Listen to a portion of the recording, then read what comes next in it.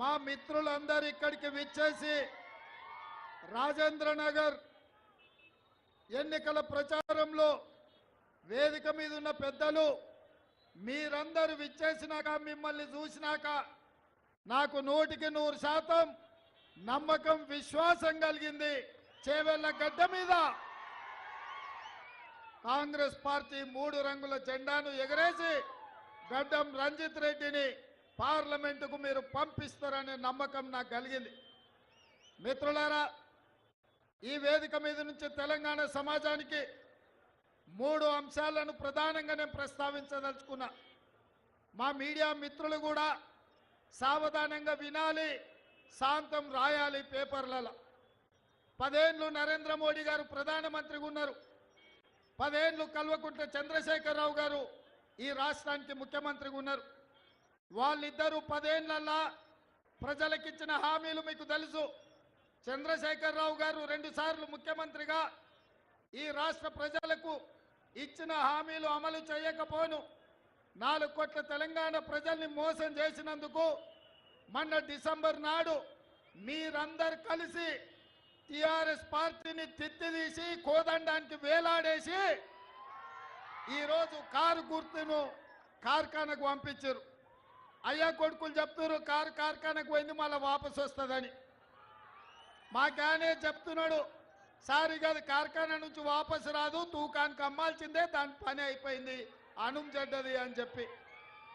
అందుకే ఇవాళ కేసీఆర్ ఎన్ని చెప్పినా, కేటీఆర్ ఎన్ని అబద్ధాలు మాట్లాడినా, తండ్రి 4 గంటలు కొడుకు 2 గంటలు టీవీ 9లో కూర్చొని ఎంత దుఃఖం వెళ్ళిపుచ్చినా ప్రజలకు సానుభూతి రాలేదు.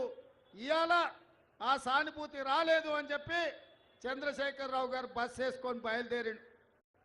కారు పని అయిపోయిందని ఇవాళ బస్ వేసుకొని బయలుదేరిండు. నిన్న మిర్యాలగూడ పోయిండు, సూర్యాపేట పోయిండు, భువనగిరికి వచ్చిండు. ఇవాళ ఆయన యాత్ర చూస్తుంటే 100 ఎలుకలు తిన్న పిల్లంట తీర్థయాత్రలకు పోయి వచ్చిందంట. నా పాపాలన్నీ మన్నించు అని. 10 ఏళ్ళు అధికారంలో ఉండి ప్రజలు వస్తే రానియక ఫామ్ హౌస్ దగ్గరకు వస్తే లాఠీ చార్జ్ చేయించి ప్రగతి భవన్లో ఎర్ర టెండలో గద్దరన్న కలవడానికి వస్తే 4 గంటలు ప్రగతి భవన్ గేట్ల ముందల గద్దరన్నను కూర్చోబెట్టింది మర్చిపోయినట్టున్నాడు. 10 ఏళ్ళు అధికారంలో ఉన్నప్పుడు సచివాలయానికి రాలే, ప్రగతి భవన్ల లోపలికి మనల్ని రానియలే. ఏ రోజు కూడా తెలంగాణ ప్రజలు గుర్తురాలే. తెలంగాణ రైతులు, విద్యార్థులు, నిరుద్యోగ యువకులు, మహిళలు, మైనార్టీలు ఏ ఒక్కరు కూడా చంద్రశేఖరరావుకు గుర్తు రాలే. అధికారం ఉన్నంతసేపు ఆంధ్ర కాంట్రాక్టర్లు, హైదరాబాద్ రియల్ ఎస్టేట్ వాళ్ళు ఆయన గుర్తొచ్చిండ్రు తప్ప ఏ రోజు కూడా తెలంగాణ 4 కోట్ల ప్రజల్ని పట్టించుకోలే. ఈ కార్యకర్తలు కష్టపడి కారును ఖతం చేస్తే ఇవాళ మళ్ళా ప్రజలు గుర్తొచ్చి చంద్రశేఖరరావు ఫామ్ హౌస్ల నుంచి బయటికి వచ్చిండు. ఫామ్ హౌస్ గేట్లు బార్లా తెరుచుకొని ప్రజల్ని రమ్మంటుడు. అంత అయిపోయినాక ఆ చేతులు కాలినాక ఆయన ఇవాళ ఆకులు పట్టుకున్నట్టు బయలుదేరాడు. 4 గంటలు వచ్చి టీవీలో కూర్చున్నాడు.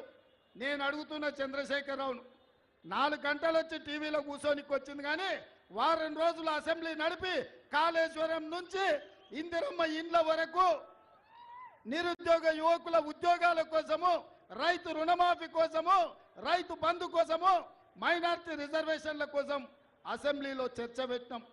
చర్చలు మాత్రం రాలే. ఎందుకంటే చర్చలకు వస్తే ఎదురుగా కాంగ్రెస్ వాళ్ళు ఉంటారు, రేవంత్ రెడ్డి ఉంటారు, అడుగుతారు, కడుగుతారు, అంగిప్పి 4 దంచుతారని అసెంబ్లీకి రాలే. ఇక ఆయన పోయిన టీవీలో అడిగేటోడు ఆళ్ళోడే, చూపించేటోడు ఆడోళ్ళే, మొత్తం వాళ్ళే. చూపించుకోనికే టీవీ ఉంది, రాసుకోనికే పేపర్ ఉందని నోటికొచ్చింది 4 గంటలు కూర్చొని మాట్లాడి. మీరెవరైనా నమ్మినరా? ఎవరైనా నమ్మిరా? చంద్రశేఖరరావు నువ్వు నమ్మేటోడు 4 కోట్ల తెలంగాణ ప్రజలలో ఎవరు లేరు. అందుకే ఇవాళ చంద్రశేఖరరావు ఊరు తిరుగుతున్నాడు, ఇల్లు తిరిగి అడుక్కుంటున్నాడు. అయినా చంద్రశేఖరరావును క్షమించే పరిస్థితి తెలంగాణ సమాజం లేదు. ఇక చేవెళ్ళల పాపం జ్ఞానేశ్వర్ ముదిరాజును పెట్టిండు. ఆయన మంచోడే, కానీ ఏం లాభం? కేసీఆర్ అభ్యర్థిగా జ్ఞానేశ్వరుని పెట్టిండు, వెనకంగా విశ్వేశ్వరరెడ్డికి సైగ చేస్తున్నాడు, ఇక్కడికి కోరు అని. ఎందుకంటే బిడ్డ బెయిల్ కావాలి. బిడ్డ బెయిల్ కావాలంటే బీజేపీకి మద్దతు పలకాలి. ఇది ఇవాళ కేసీఆర్ నీతి, కేసీఆర్ జాతి. ఇక భారతీయ జనతా పార్టీ గురించి నేను ఎక్కువ చెప్పకపోయినా 4 అంశాలు గుర్తు చేయదలుచుకున్నా. బీజేపీ ఆనాడు నరేంద్ర మోడీ గారు గుజరాత్ ముఖ్యమంత్రిగా బయలుదేరి ప్రధానమంత్రి అభ్యర్థిగా ప్రతి సంవత్సరం 2 కోట్ల ఉద్యోగాలు ఇస్తా అన్నాడు. 10 ఏళ్ళు పూర్తయింది నరేంద్ర మోడీ ప్రధానమంత్రి అయి. 20 కోట్ల ఉద్యోగాలు ఈనాటికి ఇచ్చి ఉండాలి. కానీ పార్లమెంటులో నేను అడిగిన ప్రశ్నకే 7,21,681 ఉద్యోగాలు ఇచ్చిన అన్నాడు.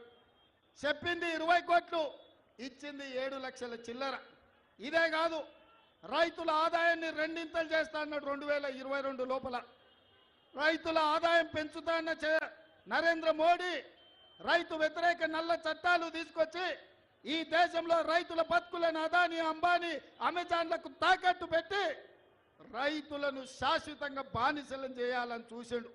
అందుకే హర్యానా, పంజాబ్, రాజస్థాన్, మధ్యప్రదేశ్, బీహార్ నుంచి రైతులు లక్షలాది మంది ఢిల్లీకి వచ్చి 16 నెలలు నరేంద్ర మోడీ మీద యుద్ధం చేసిండ్రు. నరేంద్ర మోడీ మెడలు వంచి రైతు వ్యతిరేక నల్ల చట్టాలు నరేంద్ర మోడీ ఉపసంహరించుకొని ఈ దేశంలో రైతులకు క్షమాపణ చెప్పిండు నరేంద్ర మోడీ గారు. ఇదే కాదు, స్విస్ బ్యాంకులో లక్షల కోట్ల రూపాయల నల్లధనం ఉంది. ఆ నల్లధనం తెచ్చి ప్రతి పేదవాడి ఖాతాలో 15 లక్షల రూపాయలు వేస్తా అన్నాడు. 10 ఏళ్ళు అయిపోయింది. నేను అడుగుతున్న ఇక్కడ ఉన్న మిత్రుల్ని, 40 కోట్ల ఖాతాలు తెరిచిన అన్నాడు జన్ధన్ ఖాతా. మీ ఖాతాలు ఎవరికైనా పడ్డాయా పైసలు? 15 లక్షలు పడ్డాయా? 15,000 పడ్డాయా? 1,500 పడ్డాయా? 15 పైసలన్న పడ్డాయా?